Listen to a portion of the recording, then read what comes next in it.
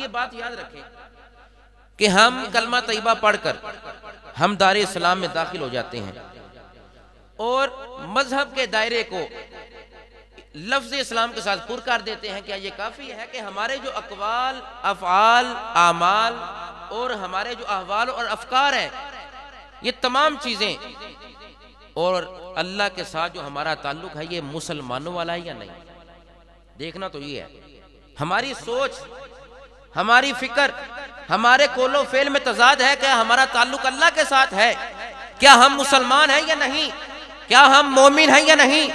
क्या हम बंदा मोमिन हैं या नहीं? बंदा मोमिन के लिए जिन शराइत का होना जरूरी है वो कोलो फेल में तजाद नहीं। कोल भी तेरा एक होना चाहिए, फेल के मुताबिक कोल हो, तेरी जुबान झूठ ना बोले, तू शरीयत के मुताबिक चले, तेरी गुफ्तार, तेरे अकवाल, तेरे अफआल, तेरे आमाल, तेरे सोचों के दायरे, तेरी जिंदगी के शब रोज अगर तो अल्लाह की रिजा के मुताबिक है, अगर रिजा इलाही का तू मुतलाशी है, तो याद रख अल्लाह ने डरने वालों के लिए एक नहीं, डरने वालों के लिए अल्लाह ने 2 जन्नतें तैयार कर रखी हैं।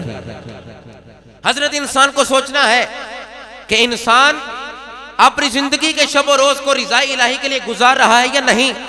इंसान को सोचना है कि वो कोलो फेल में क्यों तजाद कर रहा है, क्यों अल्लाह की नाफरमानियों को अपने दामन में समेट रहा है, क्यों अपनी गलतियों से बाज आकर रिज़ाए इलाही का मुतलाशी नहीं है।